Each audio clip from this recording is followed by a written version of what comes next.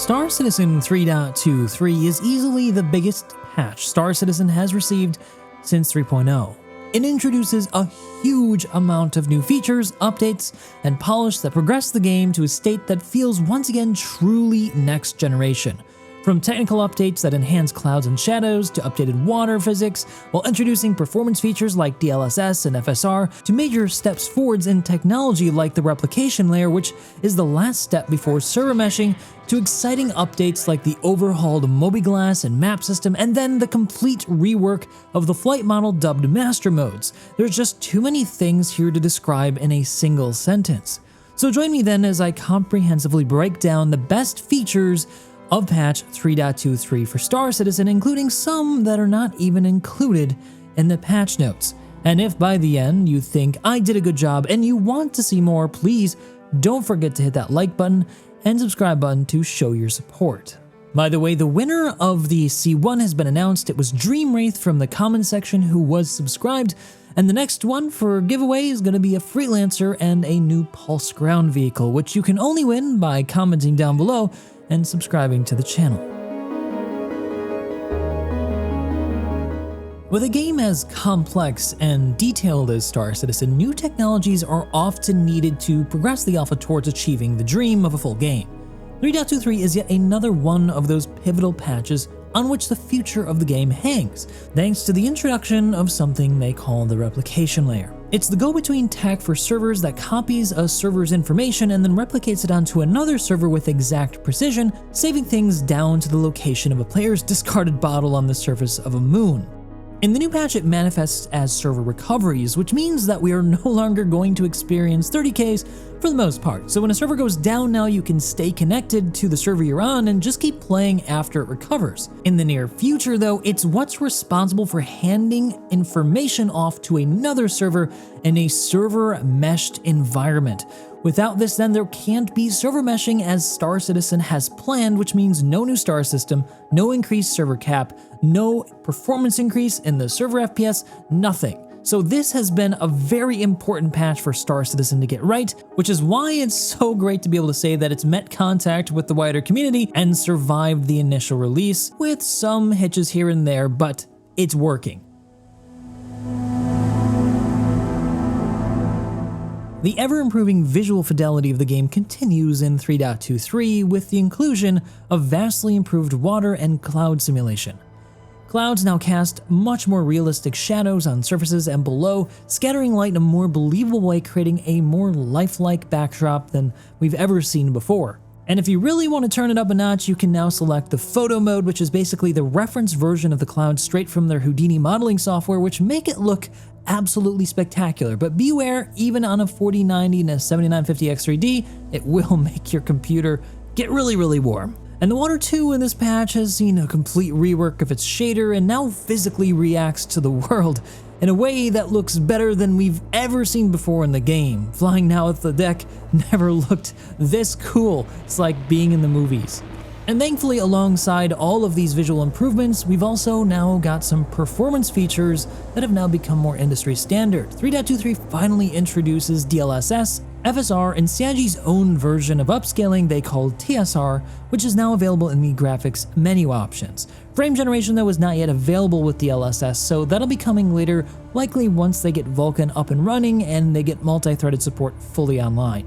The Vulkan render has also finally been brought online in 3.23 in a beta form, but it's not going to be on by default, so you'll have to go into the settings in the dropdown and set it on from DirectX.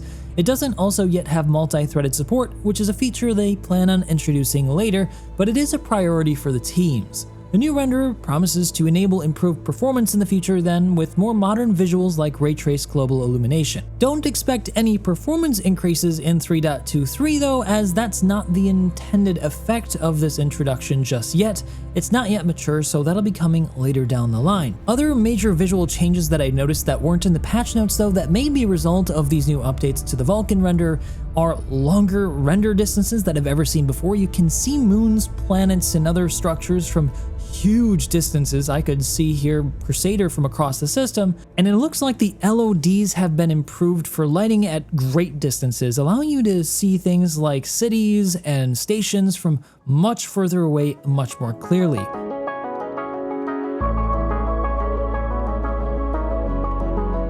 Star Citizen's UI is something that every player will experience and will leverage from the very moment that they wake up in their player hab, which is why it's one of the easiest changes to spot in 3.23.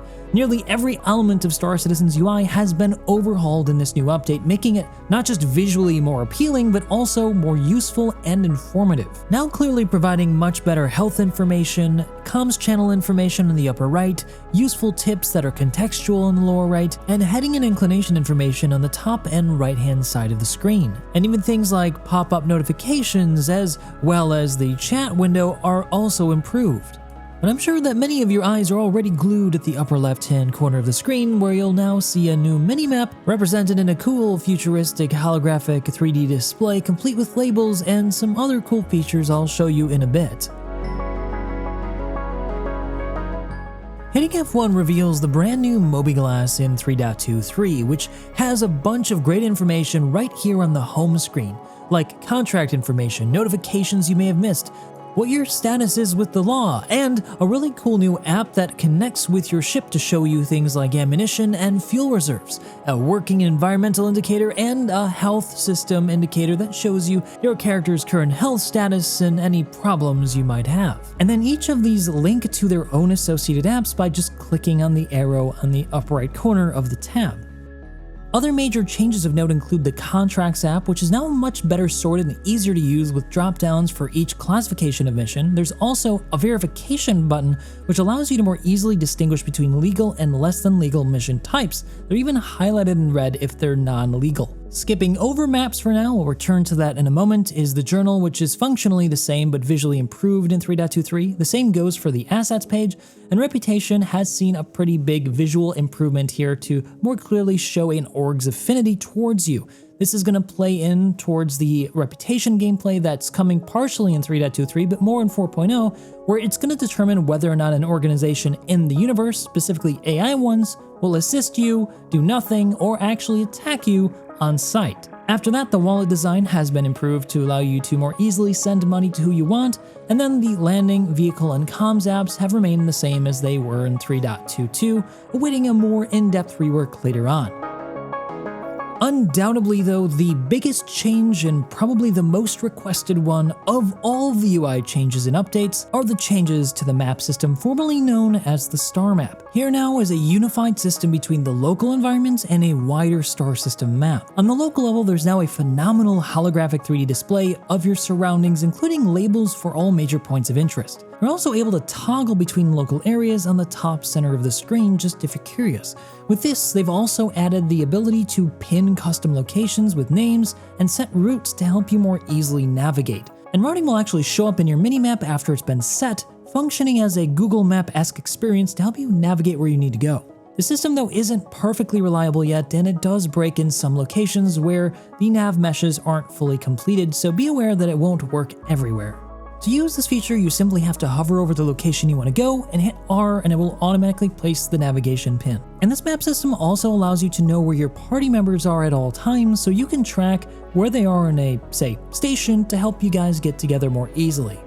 Zooming out then will reveal your location on whatever planet, moon, or station you're on. Local orbital bodies and structures here are now much more clearly marked and labeled, and can even be searched for by easily going to the upper left-hand corner's new search tab. And searching for a location or clicking one on the map will also now reveal useful information like its description and what services are available at that location. So never again will you have to guess what's available at a station. You can find out now whether it sells weapons and gear. Routing in the star map is done very similarly to the local map. You just hit R on the location that you want to go, or you can easily search for it again on the upper left-hand corner and just hit route to it if you're in a ship's seat. The upper right-hand corner also now displays what contract you currently have active, and the marker is much more clearly now visible on the map and is far easier to navigate to. All of this together then makes for an experience that is more of a genuine pleasure to use than an obstacle.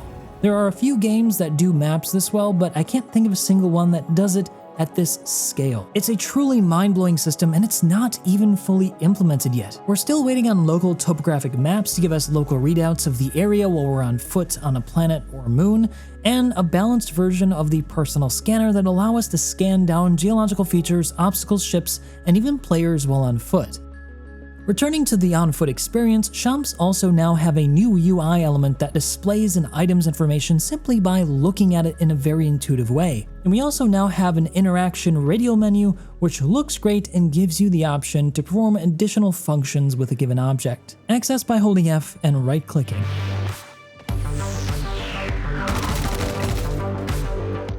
Moving on to FPS Combat, the UI too here has been improved. Equipped items are now more clearly displayed on the lower right, allowing you to quickly identify how full mags are in your pouch. And now when you're left with a number of half-full magazines, you can repool them automatically by hitting Alt-1, which will also automatically reload all your pouches with full mags. On that note, backpack reloading has also been introduced, which allows you to reload from a backpack storage, which just takes a bit longer than if it would be in your pouch. Once you refill your pouch, then it goes right back to normal, but it's a great feature to have in a pinch. There's also the new dynamic crosshair, which reacts in real time to your weapon's direction and any obstacles that may be in front of you. The effect is kind of like a virtual laser, giving you a very clear indication of where your rounds are going to go when you're not aiming down sights. And there are also now new hit markers which indicate successful hits, critical hits, and fatal blows. This feature though is tied to combat helmets and won't appear on a standard helmet. An interesting first step then towards specialized armor. On the subject of weapon sights, all sights have been improved, including iron sights. Holographics and scopes now behave more like their real-world counterparts, but still don't yet feature picture-in-picture like games like Tarkov, where the scopes zoom in realistically, independent from the surroundings, so we hopefully will get something like that in the near future. Weapon balance has also been much improved in this patch, with recoil feeling much more substantial and realistic across the board, which can be felt most acutely when firing high-caliber weapons through long optics like the 50 cal P6 LR. And sounds have also been improved for a number of weapons, including the P6 and P4, alongside some visual improvements to the P4 model itself. And finally, in this section, the looting UI has been vastly improved. It now allows you to more quickly reference and understand what a downed enemy has equipped and slot those items into your own available slots. You can also now hold left shift and click to directly put whatever you want into your inventory, so if you don't have an available slot, you can do that instead. There's also the ability now to swap between armor and the armor view if you don't have armor or you want to take what they're wearing, giving you a much faster way to swap in a pinch. The old paper doll style inventory though is still available if you want it, but it feels super dated at this point.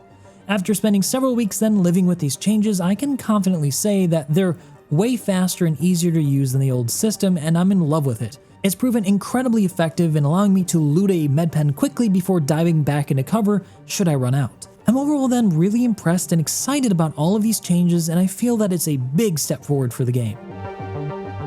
But it's not just the ground that's improved in the first-person experience, it's also in space with the new improved EVA experience. Now you have momentum in EVA mode and fly headfirst in a surprisingly intuitive and realistic-looking way. It allows you to more easily navigate in tight zero-G environments like disabled ships and stations, evoking memories of watching The Expanse. And transitions between gravity now look way smoother than they did before, without you flopping on your face like we once did.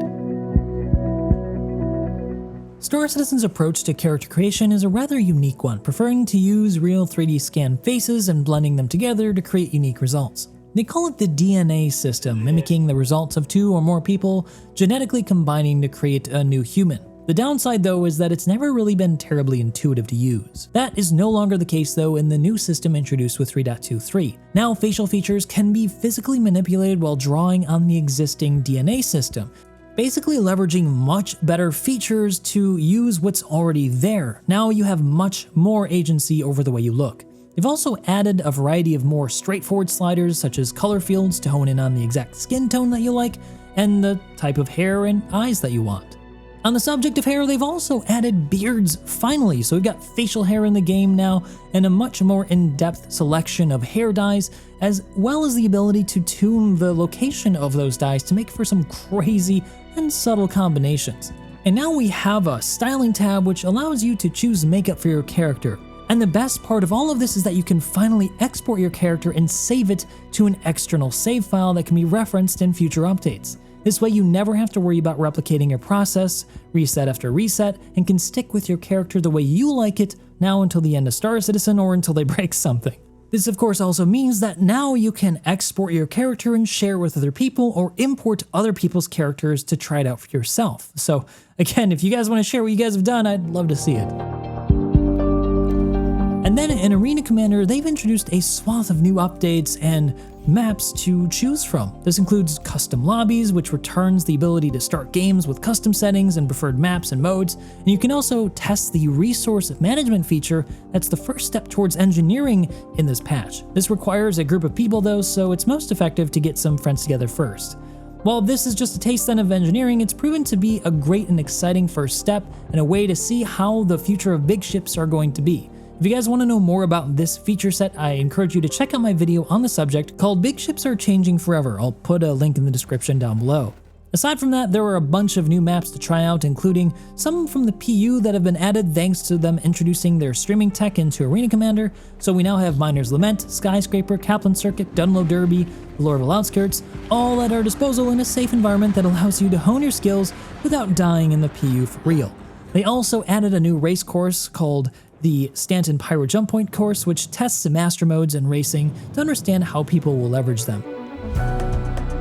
The Flightmodel in StarCitizen 3.23 has seen a massive change from previous versions of the game. This new model has been dubbed Master Modes, which refers to two primary modes of flight that players need now toggle between depending on what they plan on doing. The first mode, SCM mode, is meant to use combat in or other ship activities like mining and salvage, and is where you are able to use weapons, shields, and equipment. However, this mode will limit your top speed to around 200 meters a second, depending on what ship you're flying, and to around 400 to 500 under boost. The second mode is called Navigation mode. This is what enables you to activate your quantum drive and to fly at speeds beyond 200 meters a second and beyond the top boost speed. The catch being, of course, that it disables weapons, shields, and other modules, making you vulnerable to weapons fire if you linger around too long. Switching between these modes, though, is not instant, requiring a set amount of time that's determined by your ship's class and quantum drive. This makes selecting a mode a major commitment by the player. In addition to these changes, weapons and ship performance have simultaneously seen a rebalance. Since all of this is probably a bit too much to unpack in a general feature video though, I'm going to instead try to rely on talking about the resulting experience as opposed to the technical changes to help better illustrate the effects of these changes. Since SCM mode limits speeds to 200 to 500 meters a second, the number of ships on a side in an engagement now are more heavily weighted than the skill of a single pilot. Part of this is because the lower speeds result in better tracking for players and AI to hit a target, but also because the game now no longer limits your weapon's range. Instead, it relies on the weapon's spread to encourage players to get closer to be more effective. In a group then, a large amount of incoming fire can be deadly even at ranges that were previously impossible to engage at in earlier versions of the game. These lower speeds have also made ships larger than heavy fighters much more effective, making ships with turrets much harder to approach when they're an adversary if they're fully manned. This also applies to any kind of stationary defense, like turret defenses on the ground and in space, which has had the effect of making any area they're covering far harder to access while in SCM mode. Lower speeds means then better tracking, which means more hits on target than the server could have previously detected, where it would have previously just not registered it. The system isn't yet perfect though. Primarily, it's made evasion nearly impossible in a fight, making it far more about how much DPS you're able to put down and how fast you're able to put it out, and how many people are on the field on your side. CIG are aware of these shortcomings though and are working to tune the system to reward more skilled pilots, but this will be a process, and will require effective feedback from you to address any issues that there are as they implement more changes through coming patches. Now, why this had to happen lies a bit outside of the scope of this video, so I'm not going to go too far into it. But to summarize here, the old Flightmodel only benefited light to heavy fighters and resulted in a mostly unsatisfying combat experience where players were traveling often 2 kilometers a second relative to one another, jousting back and forth for a long time with no resolution. This rendered pretty much anything that wasn't small and fast useless in a battle, as it could just get kited to death regardless of the stated prowess of the ship. I saw hammerheads, for example, get kited to death by a single arrow. So it was clear that something needed to change, and this is a great step, in my opinion, in the right direction. Some other significant items of note are that if you have joysticks and you plan on using them, you will need to rebind them in 3.23 since many bindings have changed, and landing gear now works as a space brake, so be careful of that when you're landing. Finally, decoupled mode in atmosphere no longer results in you losing altitude, so it's going to be a big positive change for those of you who like to do low flying or low altitude racing, so make sure you disable the coupled mode if you want to get the most out of your ship. 3.23 though isn't just about reworks, polish, and improvements, there's also some new content to enjoy. The biggest piece of which being the new distribution centers scattered about Microtech and Hurston. They're massive new locations akin to something like landing zones, complete with roads, landing pads, and local points of interest where missions take place in the new patch. They've been accompanied then with new investigation missions, mercenary combat missions, bounty hunting missions, shipping missions, and have more unique content planned in the future when the new cargo lifts come online in 3.23.x, or 1 or 2, I'm not sure when it's coming, they didn't say specifically, but it's coming very soon. The combat missions in particular make the new StarCitizen FPS experience feel like a whole new game.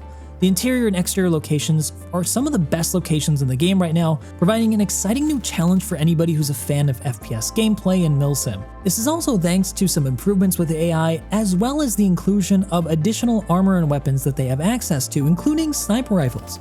I encountered a number of AI that were sniping at me at a great distance that I had to deal with, which I've never had to deal with before. To get to these facilities then, when you start playing, you can either navigate to them directly with the map system by searching for distribution centers, or by taking one of the missions that will take you there. Legal mercenary missions, which are combat missions, will require level 2. The same goes for bounty hunting to be able to go to these locations, with illegal missions being available pretty much immediately. Investigations, though, and box missions will take you straight there right away if you want. You just need to check the description of those missions to see whether or not it will take you to one of the new locations. If these locations interest you though, there's a lot to explore. I highly recommend checking it out for yourself, but otherwise you can check out my video on the subject where I review it, and Architect reviews the distribution centers, which I'll link in the description below. But if you are going to be exploring in 3.23, then you might want to watch out for some of the new hostile fauna that have been introduced both on Microtech and Hurston. 3.23 introduces a new flying dinosaur bird called the Marok, and a dog-cat predator thing called the Copian.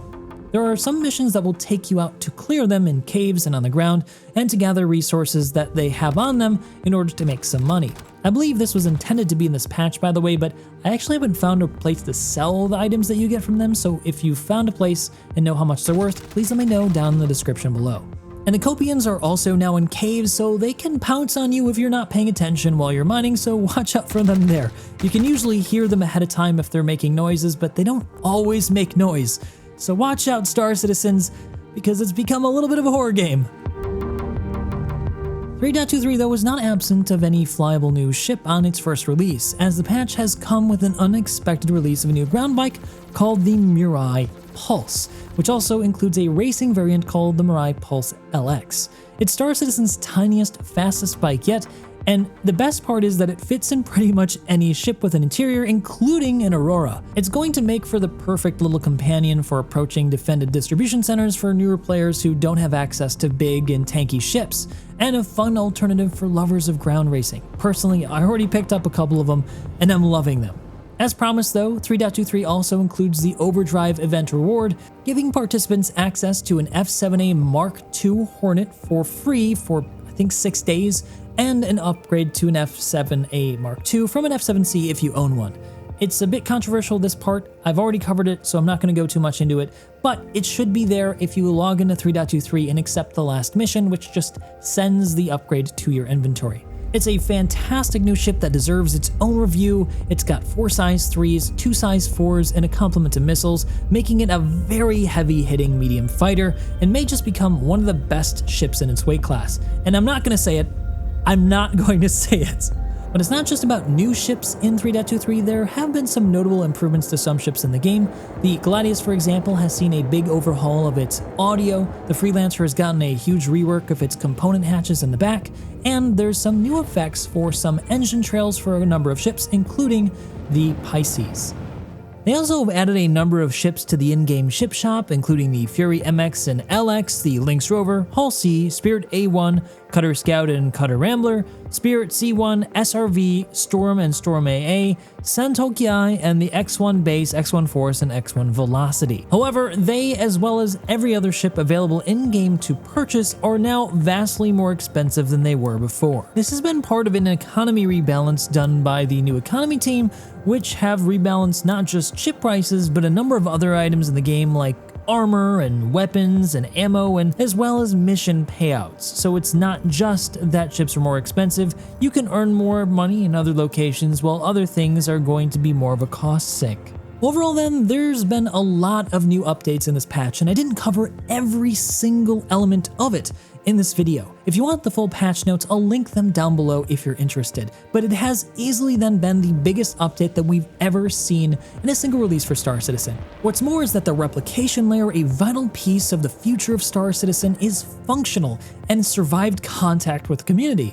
Well, there's still a lot remaining to do here, and there are some frustrating issues left over from high tech debt from previous patches. It's an overall excellent next step that's well worth checking out if you've been taking a break or haven't played the game yet. However, it's still short on some big features like the cargo lifts and personal hangars that they talked about and pushed back, and any big steps forward for gameplay loops. It's still a window in my mind for CIG, but personally, I'm now looking forward to what comes next, especially with all hands on deck for Star Citizen.